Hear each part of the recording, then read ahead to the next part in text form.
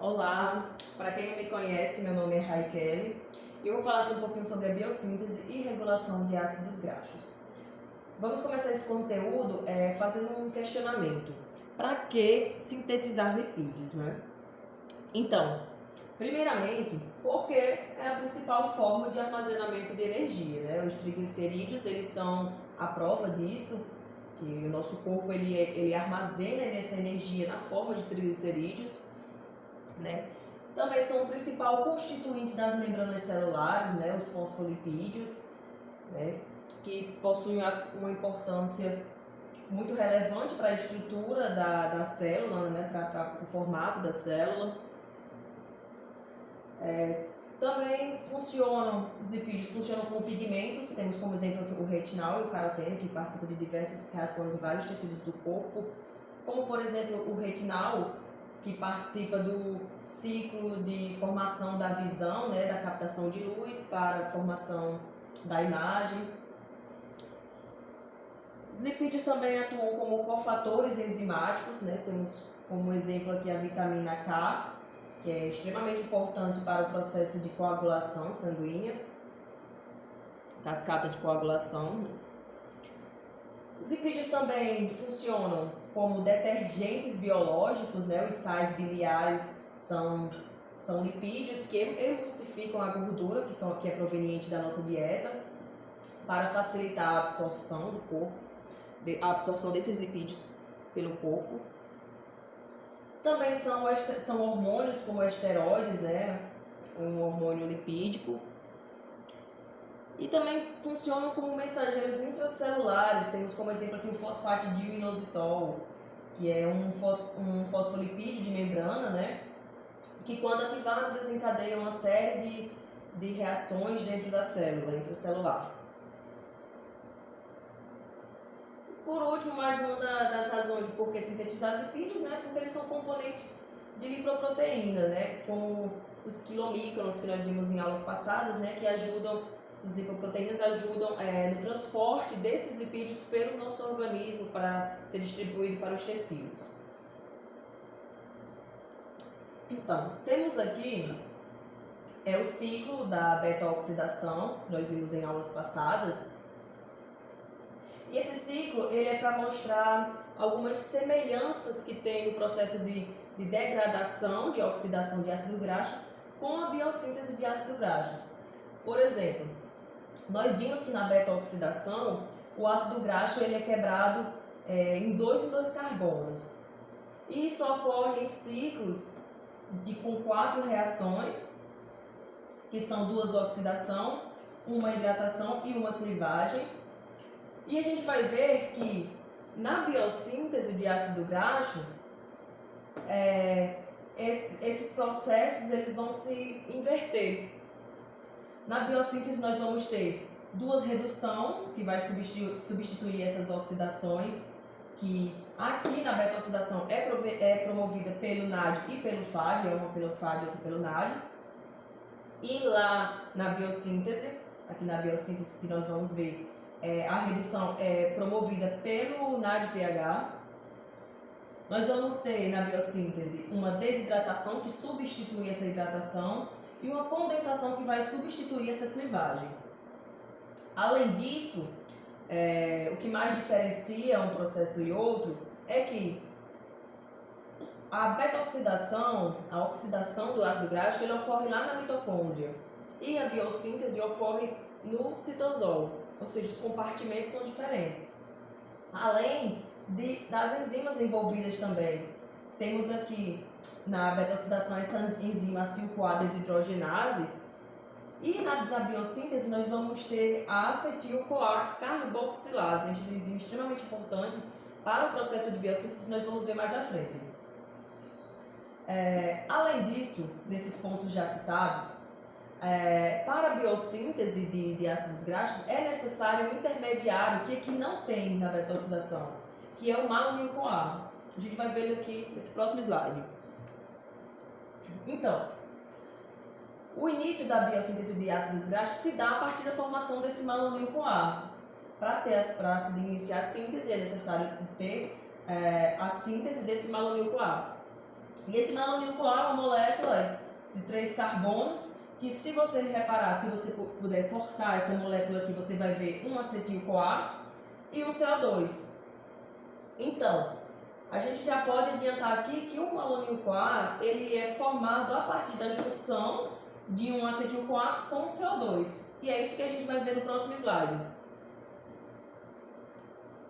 Ó, o malonil-CoA, para ser formado, ele vai precisar de uma enzima que é a ACC, acetil-CoA carboxilase. Essa ACC, ela possui 3 domínios ou 3 sítios ativos nela. Essas 3 porções são a biotina carboxilase, a proteína carregadora de biotina e a transcarboxilase. Primeiramente, vamos focar aqui nessa parte aqui da enzima. Temos aqui uma molécula de biotina, essa mesma molécula que está aqui em cima, ligada à proteína carregadora, essa mesma aqui. Essa biotina, a gente já viu em aulas passadas, ela é uma vitamina do complexo B e ela está ligada a essa ACC, acetil-CoA carboxilase. Mais especificamente nessa porção da ACC, que é a proteína carregadora de biotina. E essa biotina ela possui um braço carbonado flexível. Essa flexibilidade é que promove o deslocamento dela. Deslocamento para quê? Vamos dizer já já. Primeiramente, para a produção do malonil-CoA, é necessário ligar um grupo CO2 a essa molécula de biotina. Quem vai fazer isso é a biotina carboxilase, a partir de uma molécula de bicarbonato e o gasto de um ATP. Então, tem o gasto de um ATP, chega a molécula de bicarbonato e a biotina carboxilase, essa porção, vai fazer a ligação desse CO2 na molécula de biotina. Quando isso acontece, se ligou? Quando isso acontece, essa enzima ela vai ter uma mudança na sua conformação, uma mudança conformacional, e esse braço flexível da biotina vai fazer o deslocamento desse grupo CO2 para essa outra porção da ACC, que é a transcarboxilase. Só pelo nome, o que é que vocês acham que essa transcarboxilase vai fazer, né? Então, de transferir, carboxilase, vai transferir o grupo carboxilo. Então, vamos ver aqui, ó. Mudou a sua conformação, né? Se deslocou para essa porção da transcarboxilase. E aí vai chegar um acetil-CoA. E esse grupo, transcarboxilase, vai transferir esse CO2 para o acetil-CoA. Fazendo essa transferência, está formado o malonil-CoA. Ao formar esse malonil-CoA, ao fazer essa transferência, a biotina ela volta para o seu estado natural, que é aqui nessa porção do biotina carboxilase, e o malonil-CoA é formado, que irá dar início à biossíntese de ácido graxo, a partir dessa formação do malonil. Então, recapitulando o que a gente viu até agora, a síntese de ácidos graxos ela ocorre em uma sequência de reações que se repetem, né? Aquele ciclo lá de 4 reações, né, que o processo ocorre em 4 fases, são essas 4 reações aqui que acontecem, são essas 4 fases, e um ciclo que vai ser adicionado dois carbonos, que é proveniente do malonil-CoA. Então, essas 4 fases, essas 4 reações, é a condensação, que eu já havia falado, que substitui a clivagem, né, na beta-oxidação. 2, redução, que são provenientes do NADPH, que a gente vai ver mais lá na frente de onde é que surge esse NADPH. E uma desidratação, que substitui a hidratação lá na beta-oxidação que a gente viu.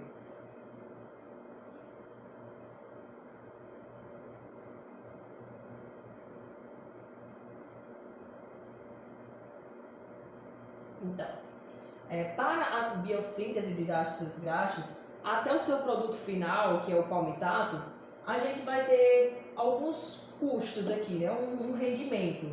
Os custos e um rendimento. O que é isso, né? Primeiramente, para que ocorra a biossíntese, é necessária a produção, a síntese de malonil-CoA, certo? A gente viu que para produzir malonil-CoA é necessário moléculas de acetil-CoA mais a ligação com o CO2, certo? Então, o palmitato, que é o produto final dessa biossíntese, possui 16 carbonos.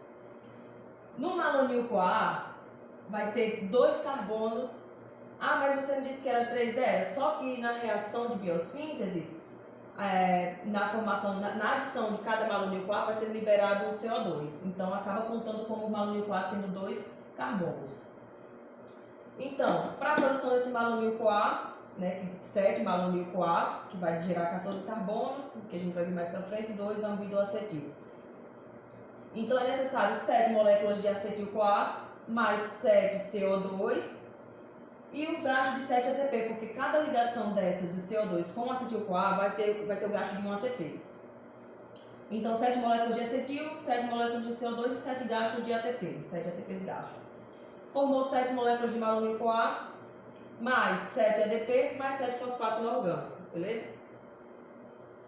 A partir daí, para começar a síntese, para começar aqueles ciclos, até a formação do palmitato, a gente vai precisar primeiramente de uma molécula de acetil-CoA, uma única molécula de acetil-CoA para dar início à síntese. Mais 7 moléculas de malônio-CoA. Ah, mas são 16 carbonos, então como eu tinha falado anteriormente, 14 dos 16 carbonos do palmitato, 14 vem do malônio-CoA, de 7 moléculas de malônio-CoA, que faz 14 carbonos, e os outros 2 carbonos vêm justamente dessa molécula de acetil-CoA. Então, continuando, vai ter o gasto para aquelas reduções que eu falei, a partir do NADPH, vai ser utilizado 14 NADPH, mais 14 átomos de hidrogênio, de H+, e aí forma o palmitato, mais 7 moléculas de CO2 que eu falei que era liberada a cada adição de malônio-CoA na biossíntese do ácido graxo, mais a liberação de 8 coenzimas, mais 14 NADP que é formado a partir da doação desses H+, para a síntese, para a redução, mais 6 moléculas de água. Esse é o rendimento da biossíntese até o palmitato. Temos aqui essa figura para mostrar que que os processos oxidativos dos ácidos graxos, né, o biosintético, oxidativo e o biosintético de ácido graxo, ele ocorre em compartimentos diferentes. A oxidação de ácidos graxos ele vai ocorrer na mitocôndria da célula e a biossíntese de ácido graxo vai ocorrer lá no citosol. Aqui a gente vê também que, embora o produto final seja o palmitato, ele em alguns momentos ele vai precisar sofrer dessaturação, alongamento. Então isso vai ocorrer em compartimentos diferentes. Como esses alongamentos podem ocorrer lá no retículo endoplasmático, como também pode ocorrer na mitocôndria, né? Mas no retículo endoplasmático é mais ativo esse processo. Queria destacar aqui também que essa produção do NADPH ela é realizada no citosol da célula. A gente vai ver já que, como que é produzido esse NADPH. Essa forma, né, desses processos ocorrerem em compartimentos diferentes possibilita assim, uma melhor regulação dessas vias, desses processos. A gente vai explicar um pouquinho mais à frente esse processo de regulação. Primeiramente, queria mostrar aqui de onde é que surge esse NADPH. Tem essas duas formas aqui. Vou começar aqui pela via das pentoses fosfato, né? Na via das pentoses fosfato, nós vamos ter a glicose 6-fosfato, que já vimos em aula passada lá na via glicolítica, né, na glicólise, no qual essa glicose 6-fosfato vai entrar na via das pentoses fosfato, vai ser reduzida, ou melhor, vai ser oxidada e produzido esse NADPH até a formação de ribulose 5-fosfato, ou seja, são produzidos 2 NADPH na via das pentoses fosfato. A outra forma de obtermos NADPH é através desse processo aqui, de um processo realizado pela enzima málica, no qual nós vamos ter o malato, que também vai ser oxidado, ele vai ser oxidado e produzido NADPH mais um H+. E formando o piruvato. São esses dois mecanismos de obtenção de NADPH que interessam para a gente agora. Então, essa dúvida sempre surge quando a gente está falando da biossíntese. Por quê? De ácidos graxos. Porque o acetil-CoA, a gente já viu em aulas passadas, ele é sintetizado lá na mitocôndria, certo? Só que a membrana interna da mitocôndria, ela é impermeável à passagem do acetil-CoA. Então, o acetil-CoA não pode sair diretamente pela membrana plasmática da mitocôndria para o citosol. Só que a biossíntese, ela ocorre no citosol da célula. Então, como é que esse acetil-CoA vai chegar ao citosol para ser produzida a biossíntese, né? Esse processo ele ocorre por meio de um processo chamado de lançadeiras, né? Que a gente já está cansado de ver em aulas passadas esse processo de lançadeira. A lançadeira, que no caso é a lançadeira málica. Então, temos aqui a matriz mitocondrial, o citosol. Na matriz mitocondrial nós vamos ter o oxalocetato aqui e o acetil-CoA. Essa enzima, a citrato-liase, ela vai promover esta ligação do acetil-CoA com o oxalocetato para formar o citrato. Beleza? O que é que vai acontecer? Esse citrato, ele vai sair da matriz mitocondrial para o citosol através de um transportador de citrato, naturalmente. E ao chegar no citosol, ele vai liberar essa acetil-CoA que irá para a síntese de ácidos graxos. Quem vai promover essa liberação do acetil-CoA vai ser a citrato de liase. E para isso vai ser necessário o gasto de ATP. Quando o citrato perde esse acetil-CoA que vai para a síntese de ácidos graxos, ele volta a ser oxalocetato. Certo, beleza, mas e aí? Esse oxalocetato ele vai precisar voltar para a matriz mitocondrial, porque se ficar só passando o oxalocetato para o citosol, a gente vai ter uma falta aqui e ele é necessário lá no ciclo de Krebs, que a gente já viu. Então ele vai precisar voltar. De que forma ele vai voltar? O oxalocetato aqui, ele vai ser reduzido a malato, pela malato desidrogenase. Reduzido oxidado. Vai ser reduzido a malato. Quando ele se transforma em malato, o malato vai ter duas opções de volta para a matriz mitocondrial. Primeiro, ou ele volta pelo transportador antiporte aqui de malato e alfa-cetoglutarato, né? Entra alfa-cetoglutarato e sai malato, e chega aqui, ele é oxidado a NADH pela malato desidrogenase e volta a ser oxalacetato. Ou ele pode se transformar em piruvato pela oxidação descarboxilativa dessa molécula, né? Ele pode ser oxidado e descarboxilado, né? Ou seja, produz aqui um NADPH, que é justamente aquele processo que a gente viu anterior de produção de NADPH, aquele processo realizado pela enzima málica, né? Então, ela ocorre justamente nesse momento em que o malato ele vai perder esses hidrogênios, formando NADPH, né? Vai ser oxidado e vai perder essa molécula de CO2. Quando isso acontece, ele passa a ser o piruvato. E aí o piruvato ele vai sair naturalmente do citosol para a matriz mitocondrial pelo transportador de piruvato.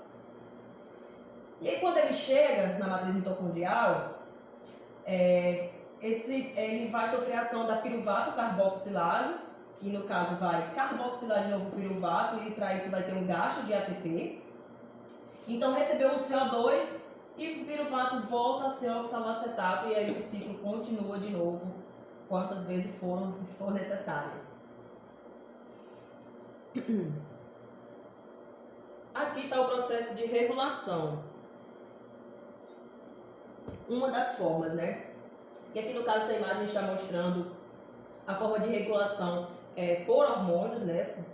Que vai ser explicado melhor em um outro vídeo, em um outro momento, essa parte de regulação hormonal. Porém, tem uma outra figura aqui que vai mostrar uma outra forma de regulação, também extremamente importante. Essa regulação da biossíntese de ácido graxo, ela se inicia, ela é assim, a principal forma de iniciação se dá pela conversão do acetil-CoA em malonil-CoA. Por quê? Porque a partir do momento que o acetil-CoA se transforma em malonil-CoA com aquela junção de acetil com o CO2, o malonil-CoA ele está comprometido com a biossíntese, ele não vai para outro canto. O malonil-CoA acaba indo para a biossíntese de ácidos graxos. Então, com a quantidade de acetil-CoA que está sendo sintetizado, vai ser um fator de regulação para a biossíntese de ácido graxo, porque vai estar produzindo malonil-CoA. E se produz malonil-CoA, na verdade, se ele for convertido, se o acetil-CoA for convertido em malonil-CoA, aí sim irá dar início à biossíntese. Não tem para onde correr. Já o acetil-CoA ele pode ir para outras vias, mas se ele for convertido em malonil-CoA, a biossíntese irá acontecer. O glucagon e a adrenalina, eles também são os hormônios, né, de regulação, só que eles inibem a ACC, que é a acetil-CoA carboxilase, aquela enzima que promove a conversão do acetil-CoA em malonil-CoA. Então, por quê? Vamos lembrar aqui por que é que esse glucagon ele inibe essa enzima. O que é que o glucagon faz? O glucagon ele quebra o nosso glicogênio, né, para a produção de glicose. A biossíntese, ela precisa de glicose para poder acontecer. Então, se não tem glicose no sangue, o glucagon está quebrando o glicogênio, essa via vai ser inibida. Mas como assim? Não entendi. Lembra que os lipídios eles são a nossa primeira reserva de energia? Se a gente está com a nossa energia baixa, né, está com glicose baixa no sangue, e a gente está precisando quebrar quebrar glicogênio para a produção de energia, né, por que a gente vai armazenar? Por que a biossíntese vai acontecer, o armazenamento de energia? Não vai. Porque se a gente está precisando de energia, a gente não pode armazenar a nossa energia. A gente vai ter que quebrar as moléculas de triglicerídeos para a produção de energia. Então, por isso que o glucagon, se ele estiver alto, significa que nossa energia está baixa, então essa via de síntese vai ser inibida. Outro modo também de regulação é pelo citrato.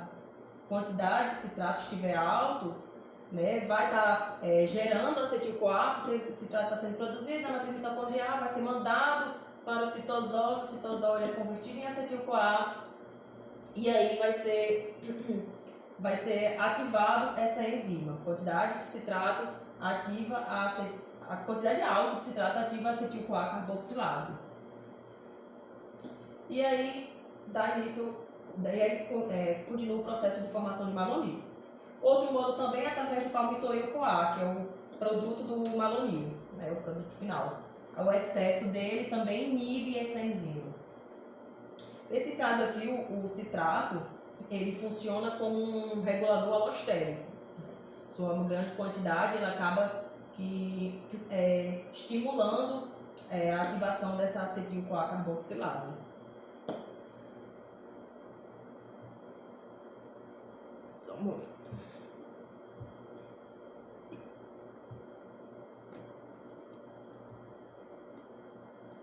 Aqui para mostrar que, embora o palmitato seja o produto final, como eu já falei, ele precisa passar por outros processos, como de alongamento e dessaturação. Esses processos ele ocorrem por meio de um sistema de alongamento de ácidos graxos, que ocorre lá no retículo endoplasmático, como eu já falei, mas também ocorre na mitocôndria, só que no retículo endoplasmático esse processo é mais ativo, né? Então o palmitato ele vai ser dessaturado, vai sofrendo dessaturação, formando palmitoleato ou estereato, né, sofrendo alongamento, adição de mais 2 carbonos. E aí ele vai seguir esse processo, pode formar o oleato também. Para formar o linoleato, ou alfa-linoleato, ou os eicosanoides, ácido aracidônico, perdão. Esses processos aqui, esses outros lipídios aqui, o corpo humano ele não consegue sintetizar. Então, a gente precisa adquirir esses lipídios por meio da nossa dieta, né? Quem consegue sintetizar eles são os vegetais, as plantas. Mas esse processo de alongamento, de dessaturação que vai ocorrer no retículo endoplasmático, ele vai acontecer de forma semelhante à própria biossíntese até o palmitato, que a gente viu. Vai ser adicionado 2 em 2 carbonos, vai ter uma redução, uma desidratação e outra redução depois. O que vai mudar é que ao invés, uma enzima, uma porção da enzima ácido graxo sintase 1, que ao invés dela, que vai mudar, ao invés de ser ela que vai carregar um dos grupamentos acila no processo lá de biossíntese, quem vai fazer esse carregamento vai ser a própria coenzima A. Um detalhezinho que vocês vão entender melhor no outro vídeo, mas é a única diferença. Depois disso aí, os processos vão ser o mesmo, vai ocorrer uma redução, a desidratação, a outra redução e depois a adição de mais 2 carbonos, promovendo assim o alongamento do palmitato. Bom, e é isto. Espero que vocês tenham entendido um pouco dessa aula, essa parte mais introdutória sobre a biossíntese de ácidos graxos. Então, até a próxima.